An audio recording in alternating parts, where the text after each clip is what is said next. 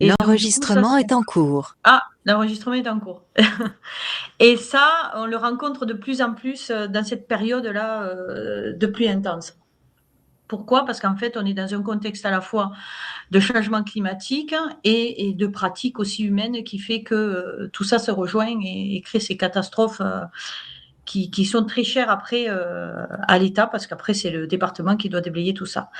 Et non seulement, il y a ces coulées de boue, mais en plus il y a des pertes, dans les sols agronomiques et on perd aussi, du carbone, dans les sols et cetera. Bon. Donc ce qui se passe, c'est qu'on va avoir de plus en plus des pluies intenses en Occitanie et on va avoir des étiages de plus en plus longs. Et ça a été montré par une étude faite par l'INRAE, qui a montré qu'on va perdre des débits, presque de l'ordre de 30 à 60 dans certains cours d'eau en Occitanie, en fait, à l'horizon, 2100. Donc ça, on le sait, on connaît. On va avoir des hausses de température, énormes et donc tout ça, confondu fait qu'en fait, on a besoin de gérer de plus en plus l'eau et de changer, nos pratiques et notre mode de gestion. Donc qu'est-ce qui se passe depuis quelque temps? Et ben, il y a une mode qui est arrivée qui est, en fait, l'objectif, c'est d'essayer de ralentir l'eau. Et donc pour ralentir l'eau, il y a des mesures qui commencent à être mises en place, à la fois, dans l'urbain, mais aussi, dans les campagnes, comme la mise en place de haies, la mise en place de couverts végétaux, augmenter le but, c'est d'augmenter aussi les infiltrations. Parce qu'en fait, on sait aussi qu'à l'horizon 2050, on risque de perdre jusqu'à 30% de recharge potentielle de nos nappes, sur toute la vallée de la Garonne, mais aussi sur tout le pourtour méditerranéen. Donc tout ce stockage d'eau dans les sols et dans les nappes, c'est hyper important. C'est de l'eau qui va nous permettre de garder l'eau quand il pleut et de restituer pendant l'été. Et donc là, la difficulté qu'on a aujourd'hui, c'est comment arriver à modéliser ça pour projeter ça dans le futur et voir si nos mesures sont efficaces. Donc pour ça, on a besoin d'observer, de faire des expériences et de modéliser. Et un des points essentiels qui est la thèse de Mathilde, c'est d'essayer de comprendre quel est l'impact de pratiques agricoles sur justement le sol, la structure et les fonctions de sol, en rétroaction au débit et aussi à l'évaporation qui peut lui-même rétroagir sur le climat et sur le cycle de l'eau en fait. Et donc toutes ces questions, ça reste encore en suspens parce que dans les modèles, on ne prend pas cette rétroaction en fait, d'une modification de pratique sur la rétroaction sur les cycles, sur différentes composantes du cycle de l'eau. Et c'est ce que fait Mathilde là dans sa thèse et qu'elle va vous présenter. Voilà, donc Mathilde, un petit laïus sur Mathilde. Donc Mathilde Toveron, elle est ingénieure agronome diplômée de l'Agro-Toulouse, ancienne ENSAT, maintenant on l'appelle Agro-Toulouse. Elle a eu beaucoup d'expériences qui mêlent à la fois la recherche en agro-écoclimatologie, je dirais, et aussi sur tout ce qui est autour de l'environnement. Et ensuite, elle a développé donc une solide expertise sur les interactions entre les pratiques agricoles, les sols et le fonctionnement hydrique de ces sols. Et du coup, depuis 2024, octobre 2024, elle mène cette thèse, dont elle va vous parler maintenant, consacrée à l'étude des effets des pratiques agricoles sur la dynamique de l'eau dans les sols en Occitanie. Et cette thèse est en collaboration entre le CRBE, dont le laboratoire où je suis, Centre de recherche sur la biodiversité et l'environnement, et le Centre national de recherche météorologique, le CNRM, dans le cadre du projet Agri-Soil for Water. Voilà, donc je laisse la parole à Mathilde. Merci beaucoup Sabine pour cette présentation. Merci à toi. Merci. Donc bonjour à tout le monde. Donc je suis Mathilde Toveron et je suis là pour présenter ma thèse du coup qui parle, comme on l'a dit plusieurs fois déjà, de la modélisation des impacts des pratiques agricoles sur la dynamique hydrique des sols. Et on va modéliser ça dans un modèle de surface, donc qui est ISBA Surface, on en reparlera après. Et le but ensuite, c'est de quantifier ces impacts du coup sur le bilan hydrique en Occitanie. Vous allez voir.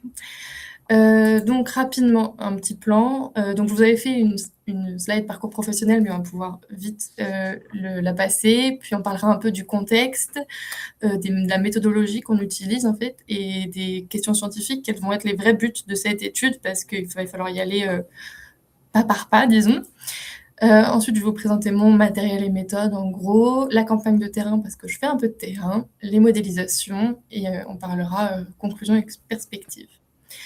Donc, pour mon parcours professionnel, j'ai pas grand-chose à rajouter. Sabine l'a déjà bien fait. Je suis ingénieure agronome donc de l'ENSAT, ou aujourd'hui l'Agro-Toulouse.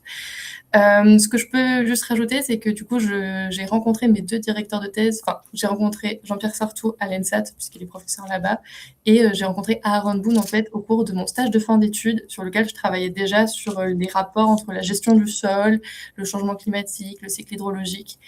Et c'est à cette occasion-là un peu que s'est montée cette idée de ce sujet de thèse. Et du coup, j'ai commencé ma thèse en octobre 2024, donc ça fait 1 an et quelques mois. Donc on va revenir rapidement sur cette thèse. Donc je suis encadrée du coup par Aaron Boone qui est au CNRM et Jean-Pierre Sartou du CRBE.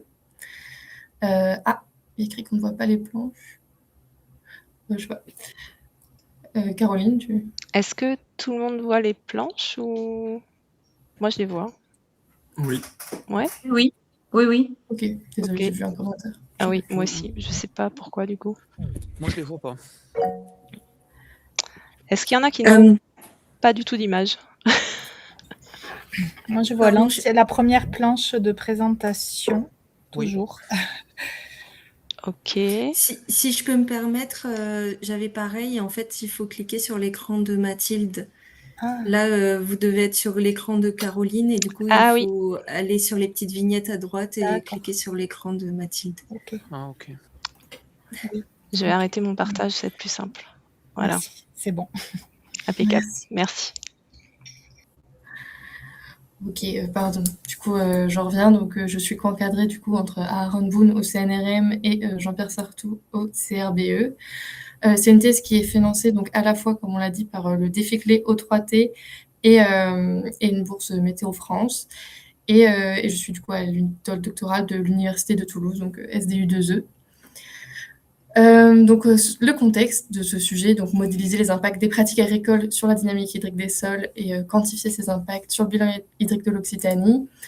Donc un peu de contexte, même si Sabine nous en a déjà bien parlé. Donc aujourd'hui, on a un constat, c'est que les sols européens sont détériorés.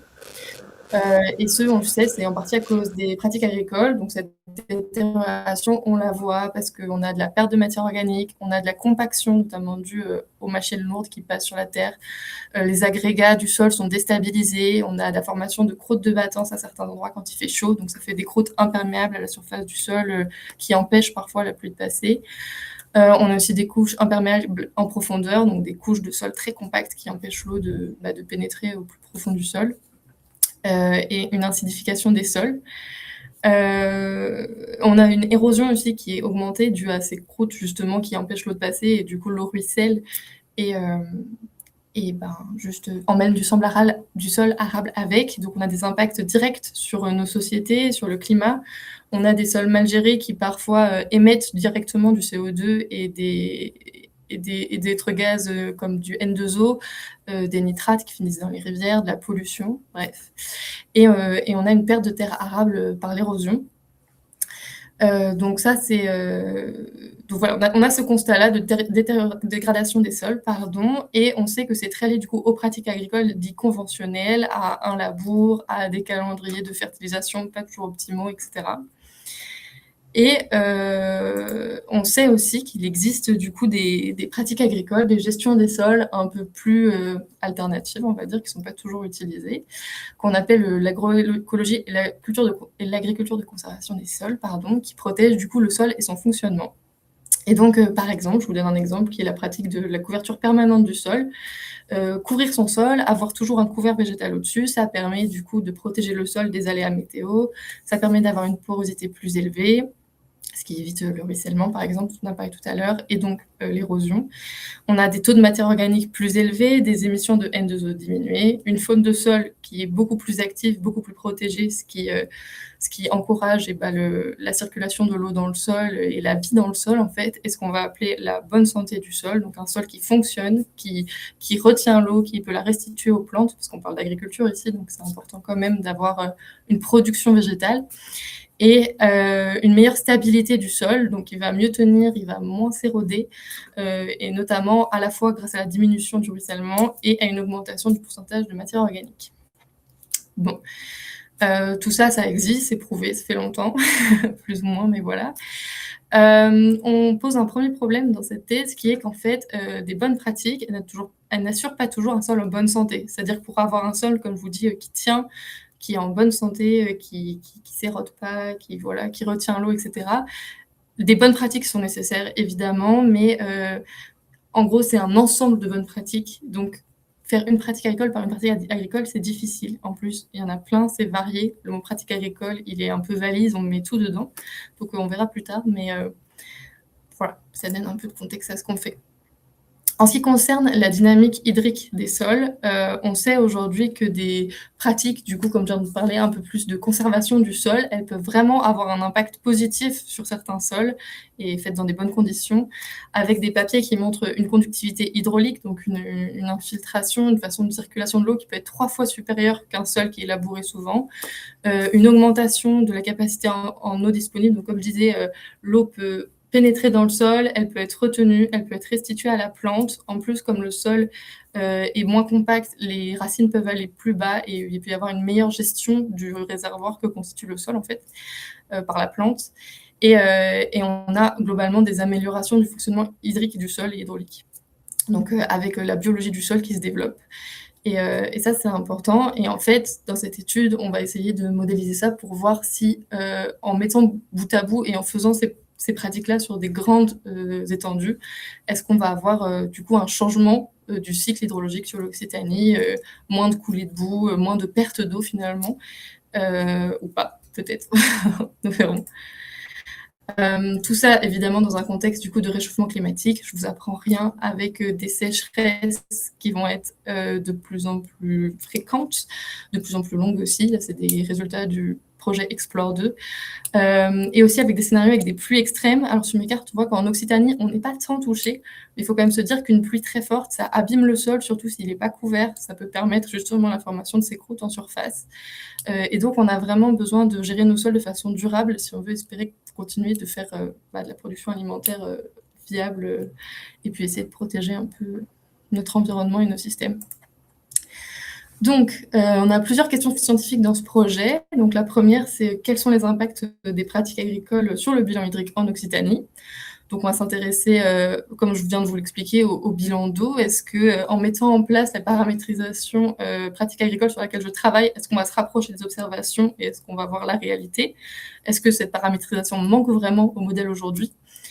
Ensuite, selon les résultats qu'on aura avec les différentes pratiques agricoles mises en place, on pourra faire des projections futures et on verra si, eh bien, avec un certain fonctionnement sur une grande zone, on pourra encourager des changements à grande échelle parce que ça nous permettra d'aborder le futur plus sereinement.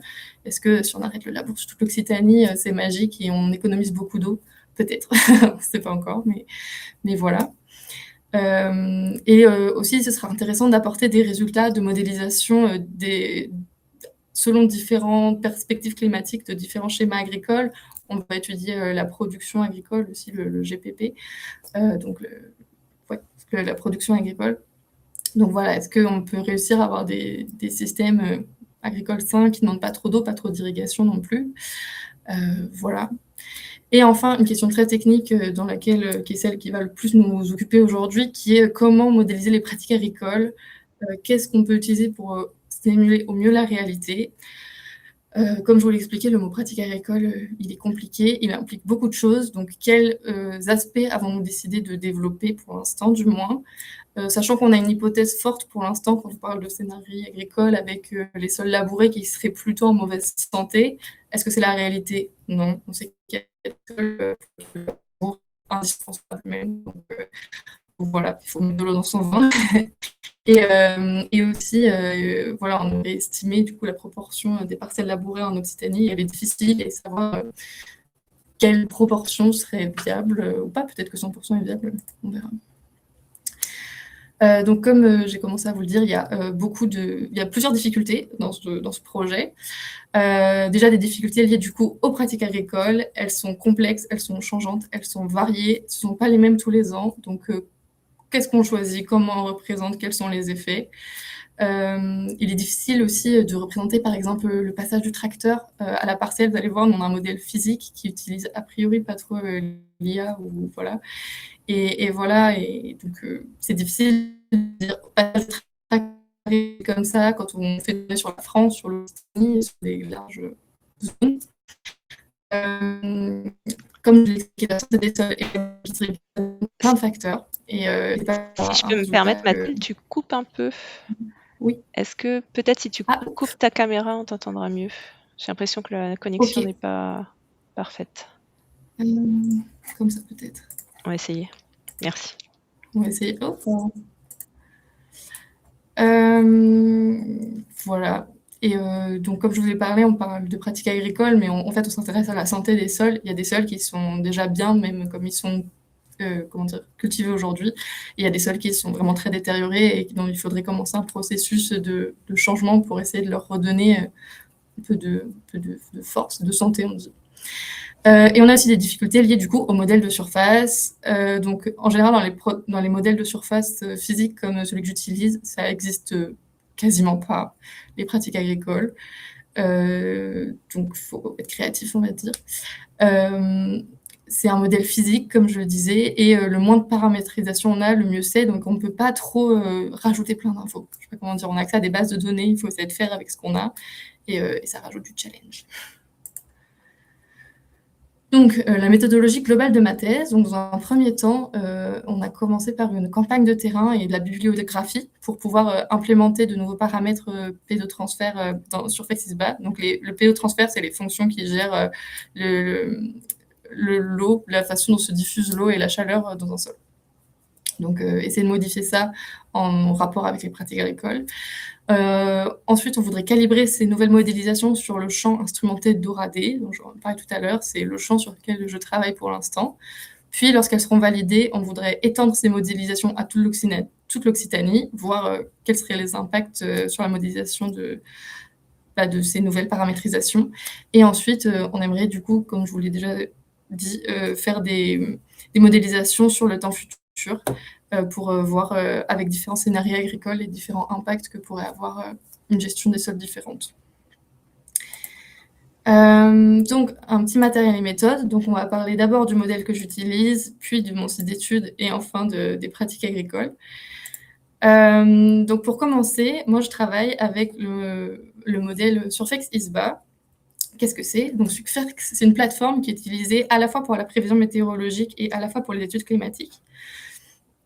C'est une plateforme qui est vraiment très connue et utilisée dans beaucoup de groupes différents de travaux, et notamment du coup dans certaines études du GIEC ou dans le consortium ACCOR, qui est un consortium européen et Afrique du Nord, pareil, qui travaille sur le climat.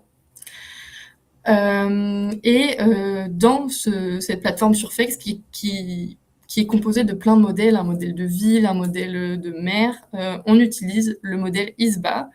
ISBA, qu'est-ce que c'est? Donc, c'est un modèle physique, comme je vous l'ai dit, qui modélise les surfaces naturelles et agricoles. Donc, il peut diviser les surfaces naturelles et agricoles en 19 patchs, on dit.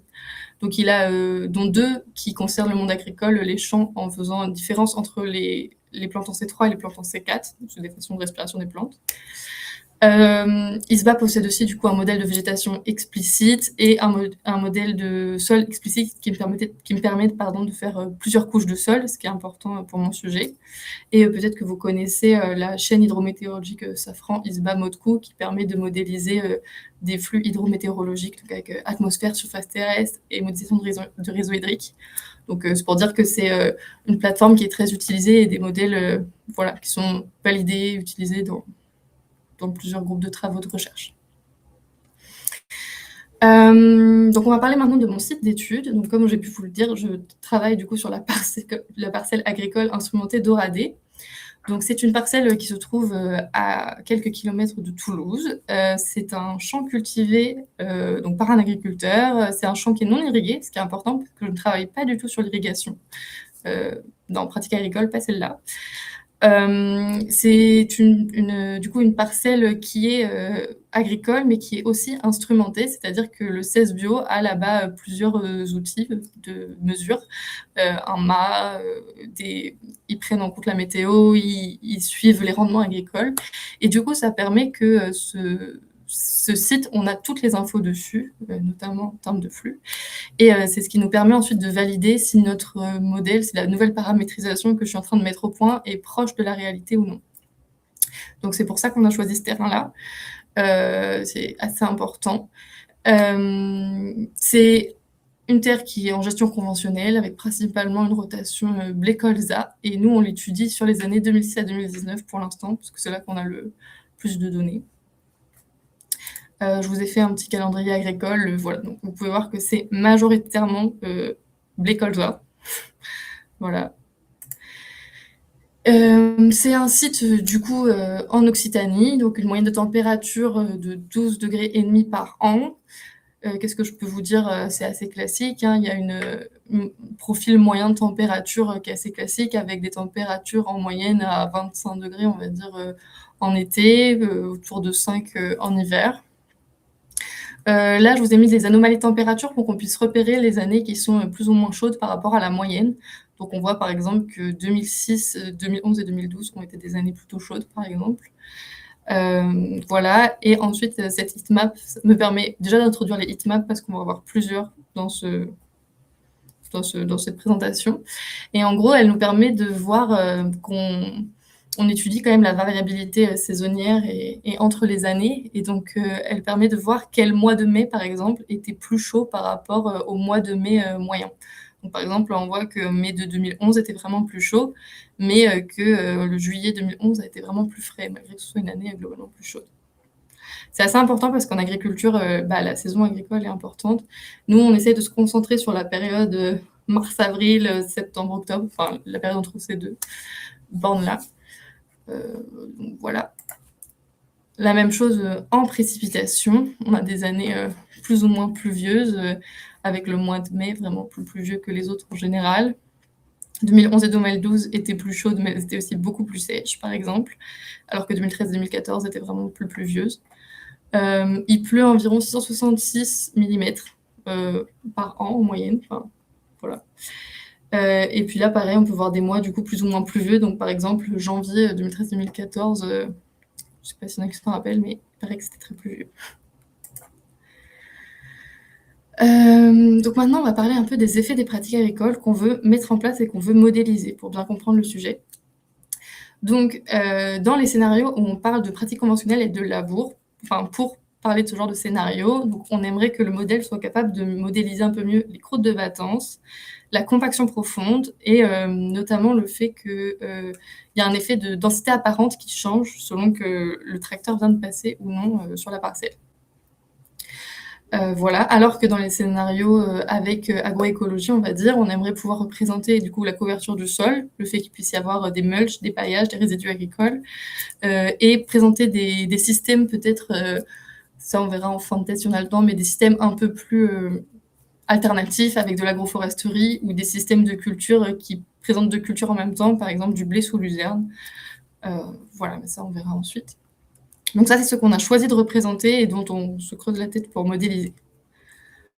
Je vais principalement vous parler de la compaction profonde, parce que c'est sur celle-ci qu'on s'est beaucoup concentré pour l'instant. Donc on s'intéresse vraiment à ces horizons peu perméables et profonds, autour de 30 cm de sol, qui se créent lorsqu'un sol est fortement labouré. Donc, c'est des horizons qui sont connus, même si on ne sait pas toujours tout à fait comment ils se forment.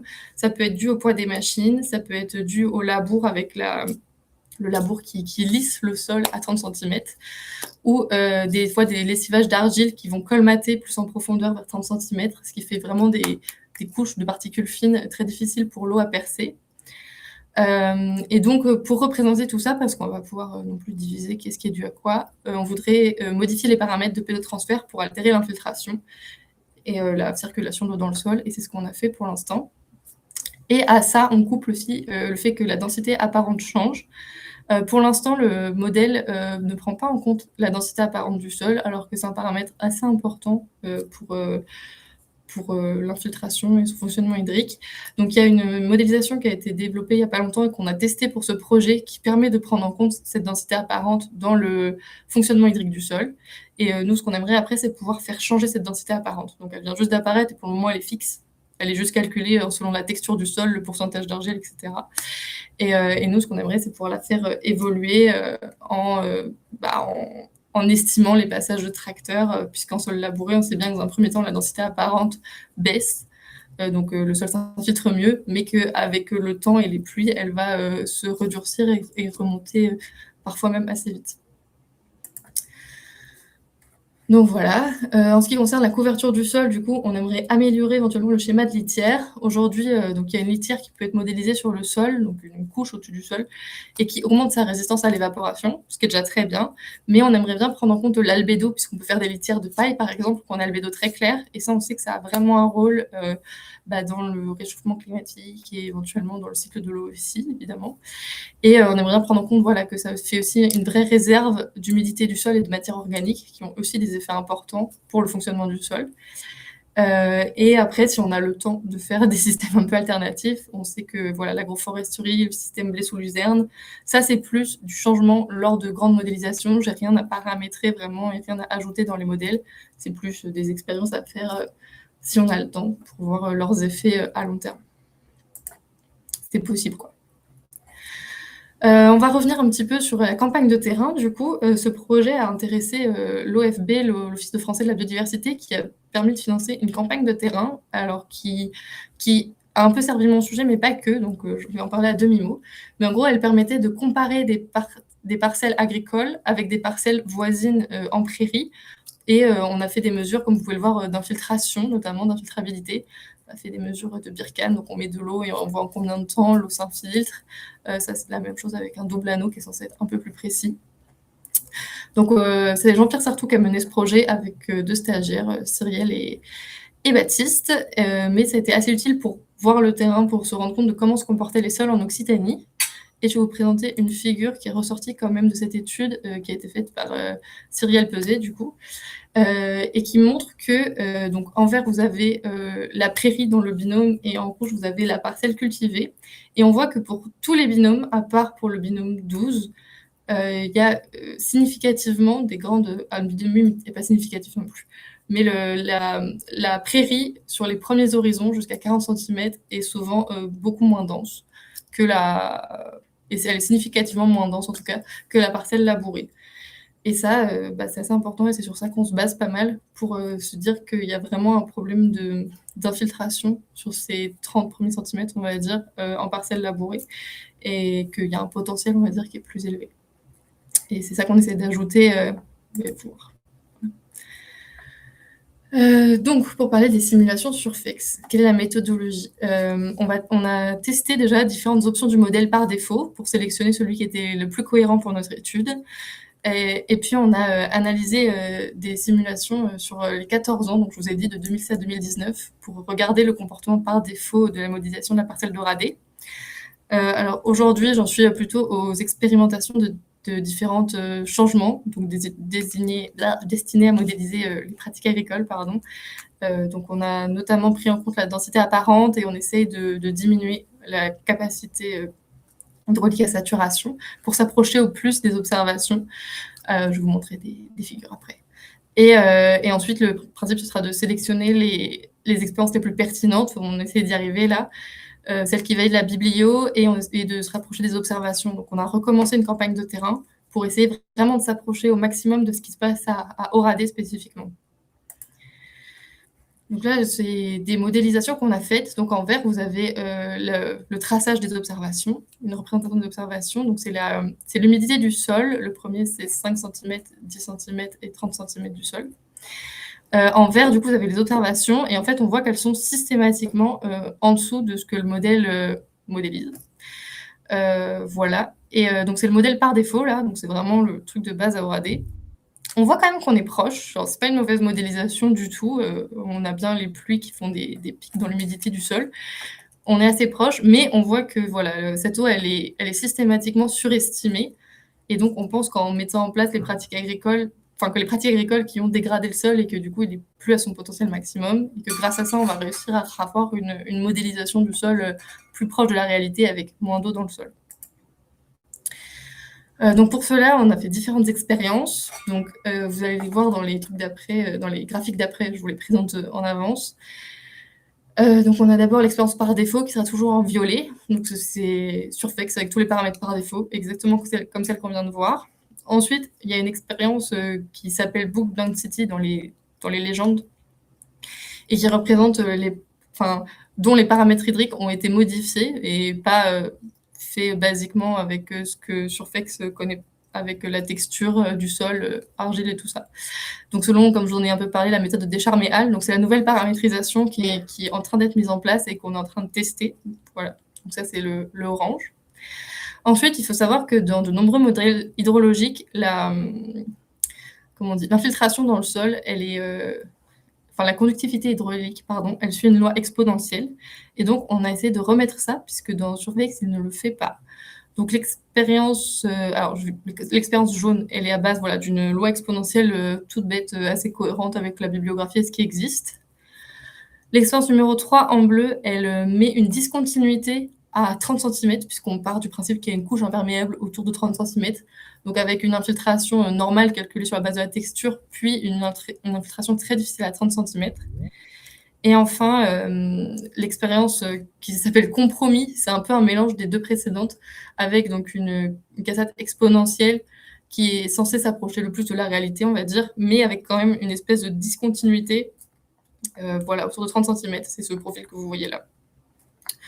Donc voilà, et on étudie du coup les différentes modélisations. Donc voilà, ça fait beaucoup de camps. Mais donc on a toutes les expériences dont je vous ai parlé, et je vous ai mis les stats en bas. Les stats en vert, c'est qu'on s'est amélioré par rapport au modèle par défaut, donc avec soit une plus petite RMSE, soit un plus grand R carré. Et qu'est-ce qu'on voit même sur les courbes? On voit que la modélisation avec le changement de densité apparente est quand même vraiment plus bas que les modélisations exponentielles qui ont tendance à surestimer. Bout d'un petit presque à certains moments, ils sous-estiment à certains moments l'eau dans le sol. Mais du coup, c'est intéressant, ça a quand même cet effet dont on voulait parler. Et après, on voit quand même que les exponentiels, autant ils sont plus corrélés globalement, autant ils surestiment beaucoup, voire même encore plus que le modèle par défaut, à 5 cm. On a des résultats globalement similaires ensuite à 10 cm, avec encore une fois un R carré plus élevé pour les expériences avec un changement de la conductivité à saturation. Et là, pour le coup, Book Density est un peu plus dans les choux. Et à 30 cm, encore plus, donc avec vraiment un modèle de densité apparente où il y a vraiment plus d'eau à 30 cm, donc c'est un peu trop. Et voilà, autant la corrélation est améliorée par de nombreuses expériences, autant la RMSE, pas trop. Donc c'est un peu des résultats mi-figue, mi-raisin. Après, c'est bien aussi parce que sûrement que le plus cohérent encore, c'est de coupler les effets du coup de la densité apparente avec les effets du coup de la diminution de la cassette selon la loi exponentielle et de la discontinuité, comme je vous ai parlé tout à l'heure. Donc ça, c'est les prochaines expériences qu'on va faire, en espérant que peut-être ça se complète et qu'on se rapproche encore plus des observations et être plus réaliste possible, quoi. Voilà. Donc là, je vous ai mis des heatmaps parce qu'on a aussi beaucoup d'années. C'est difficile parfois de choisir la bonne année. Pourquoi je choisis d'en présenter une et pas une autre? Voilà, donc il faut qu'on regarde sur tous les années, sur tous les mois, ce que ça fait. Donc là, je vous ai mis les heatmaps qui représentent la différence entre le R carré d'un nouveau modèle avec le R carré du par défaut. Ce qui veut dire que lorsque la case est rouge, plus ou moins, la modélisation est améliorée en corrélation par rapport à la modélisation de défaut. Et globalement, on peut voir par exemple que la modélisation avec la densité apparente, qui est appelée tassement ici, globalement, elle dégrade plutôt la modélisation qui existe déjà, pour 5 et 30 cm. Ah oui, je vous ai mis 5 cm en haut, 30 cm en bas. Et là, c'est l'expérience de la book density. Là, c'est l'expérience avec la couche imperméable à 10 cm. Non, la couche imperméable à 30 cm, pardon, mais la cassette est divisée par 10 à cet endroit-là. Et là, le compromis, donc on pense un peu plus cohérent avec la réalité. Et qu'est-ce qu'on voit? On voit que globalement, déjà, c'est la modélisation est toujours meilleure à 5 cm. Globalement, ça améliore à 5 cm, surtout pour les deux là. Et c'est un peu moins bon à 30 cm, ce qui est assez cohérent avec ce qu'on pense. Et donc, on voit voilà, que la densité apparente tout seul, vraiment, ça dégrade plutôt. Que la couche à 10 cm améliore vraiment bien l'humidité de 5 cm, mais diminue, oui, elle est en demi-teinte, on va dire, à 30 cm. Et un peu mieux, quand même, globalement, pour celle qui est un peu en compromis. Je vous ai encadré la saison agricole, je vous ai dit que ce serait important. Et c'est vrai que quand on regarde à l'intérieur de ces carrés, on a quand même des résultats plutôt bons, notamment pour la dernière expérience. Voilà.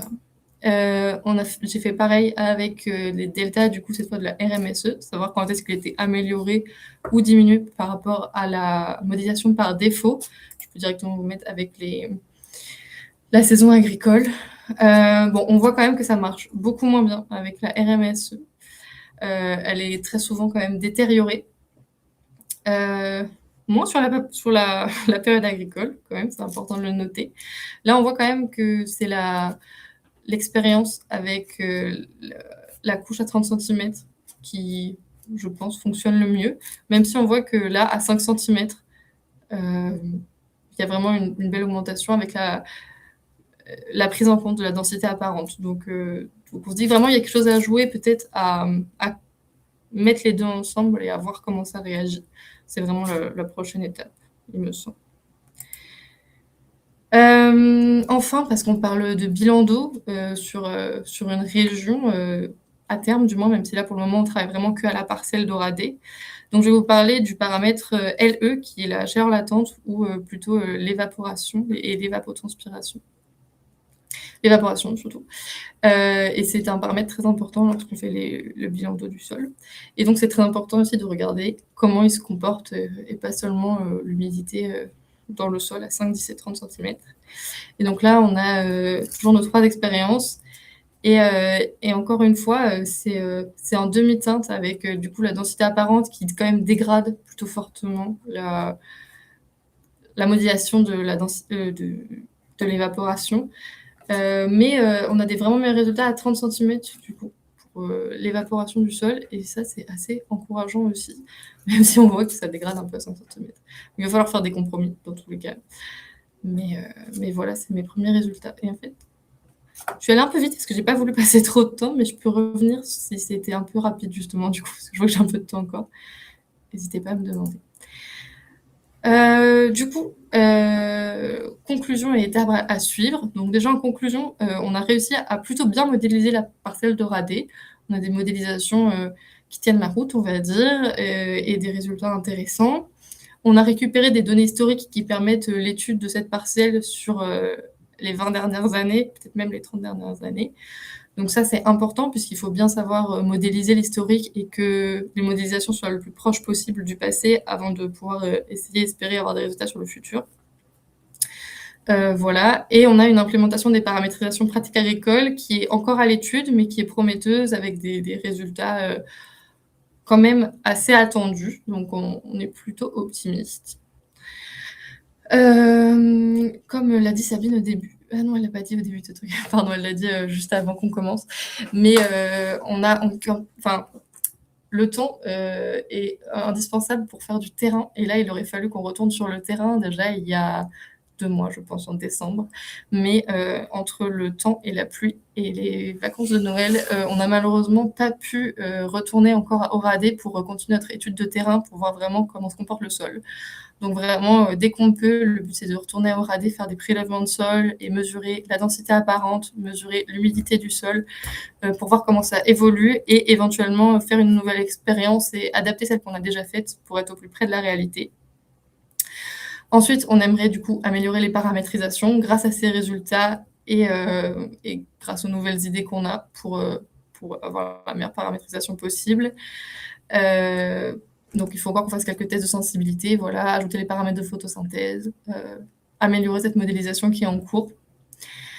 Cette phase expérimentale devrait déboucher peut-être sur un papier. Et en parallèle aussi, là, sûrement à la fin du mois, je vais commencer à préparer quand même les simulations en 2D, donc sur toute l'Occitanie, parce que le but, ça reste d'exporter tout ce travail qu'on fait à la parcelle sur l'Occitanie entière, voir comment ça se comporte. Donc pour ça, on va utiliser les forçages du projet Explore 2. On a un tout petit peu parlé au début. Et dans les perspectives, du coup, donc on a simulé cette compaction profonde et ses effets sur l'Occitanie entière. On va voir si on arrive avec des résultats convaincants. On aimerait ensuite étudier et développer des paramétrisations sur la litière, sur la croûte de battance et sur ces autres effets des pratiques agricoles qu'on considère importants, notamment en l'albédo et en la diminution de l'infiltration de l'eau, qui pourrait avoir des impacts importants du coup sur le bilan hydrologique. Et enfin, le but ultime de cette thèse, ça reste, on espère qu'on ait le temps, de faire des simulations climatiques futures. Voilà, une fois qu'on aura terminé ces simulations historiques, on va dire, et de calage. Je vous remercie de m'avoir écouté, en espérant avoir été clair. N'hésitez pas si vous avez des questions. Du coup, je suis un peu allée vite sur certains passages pour pas trop prendre de temps. N'hésitez pas. Merci beaucoup. Merci Mathilde, c'était très clair. Merci beaucoup pour cette présentation. Alors, je crois que Jean-Christophe a peut-être déjà une question. Oui, bonjour. Merci beaucoup Mathilde pour cette présentation. Donc, moi, j'avais une question sur les résultats. Je crois que c'est slide 29. Slide 29. Voilà, parce que tu montres donc une amélioration pour la couche superficielle à 5 cm sur l'humidité du sol. Mais je me dis que ce qui se passe sur cette couche assez superficielle, ça ne dépend pas que de l'infiltration, ça dépend aussi de l'évaporation du sol, dont on sait qu'elle est plutôt surestimée dans la version standard du modèle. Donc, est-ce que tu as testé également divers types de représentation de l'évaporation du sol nu? Alors, différents types de représentation de l'évaporation du sol, non. Après, oui, parce que si tu veux, ce que je me dis, c'est que bon, c'est amélioré, mais peut-être que c'est amélioré pour de mauvaises raisons. Tu vois, si ça compense, voilà. Oui, je comprends tout à fait. Je sais pas, je crois que j'ai besoin de temps pour y réfléchir, pour avoir une bonne réponse. Mais c'est vrai qu'on voit que à même 5 cm, la modélisation de LE, elle est un peu dégradée. Enfin, elle est dégradée, notamment avec celle-là, par rapport à l'existant. C'est sûr que c'est à mettre en perspective et à prendre en compte. Je suis désolée, je sais pas trop. D'accord. Pas trop encore. Ok, merci. Merci.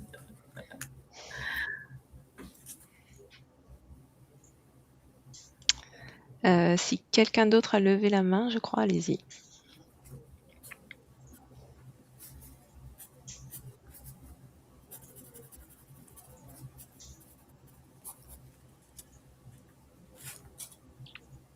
C'est Rouen, il me semble.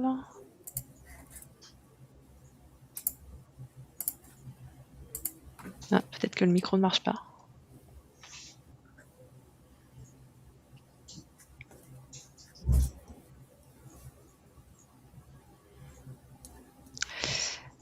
Sinon, vous pouvez poser des questions à l'écrit si jamais le micro ne fonctionne pas. Si quelqu'un d'autre a une autre question, n'hésitez pas.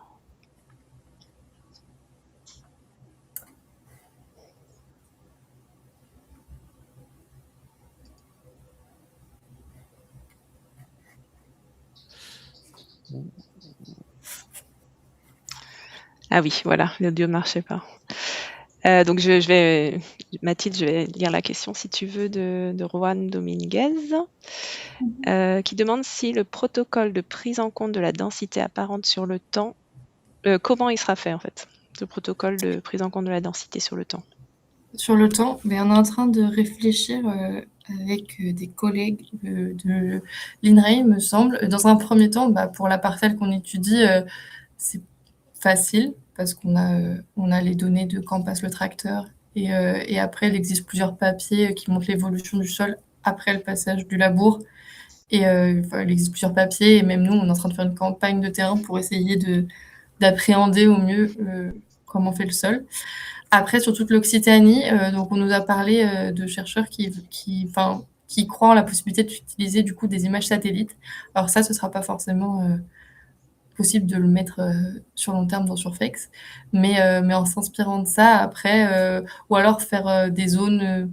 On a réfléchi ici à pourquoi pas faire des zones temporelles. Par exemple, quand je vous ai montré le calendrier agricole, on voit quand même que globalement, la récolte est à une certaine période, le semis est à une certaine période, le labour est quand même globalement à une certaine période. Et donc, on pouvait essayer de faire des stats, on va dire, et d'appréhender ça comme ça. D'approcher ça, même si ce ne sera pas parfaitement en phase avec ce qui se passe vraiment. C'est des essais, c'est des choses qu'on considère et qu'on réfléchit avec d'autres modèles et avec d'autres chercheurs.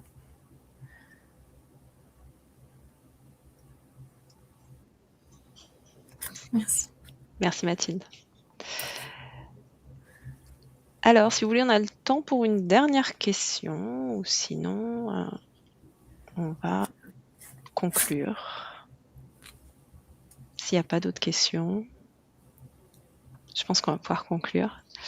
Merci beaucoup encore, Mathilde, pour une présentation qui était, que je trouvais quand même très didactique et très claire. C'est toujours un plaisir de voir des doctorants qui arrivent à présenter leur travail de cette manière-là.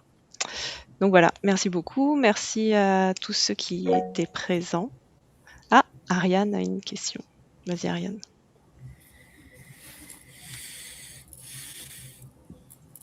Non, pardon. Merci beaucoup. C'est une erreur de clic. Ça marche. Merci beaucoup à tous ceux qui m'ont écouté. Merci Caroline. C'était intéressant de faire ce travail. Avec plaisir. Et je vais pouvoir donner rendez-vous à tout le monde le mois prochain, parce qu'on se retrouve le jeudi 12 mars pour la prochaine session. Et ce sera Valentine Anstedt qui va nous parler des lagunes temporaires méditerranéennes. Voilà. Et je vous souhaite une bonne journée et dis à la prochaine. Au revoir. Merci, au revoir. Merci beaucoup, au revoir.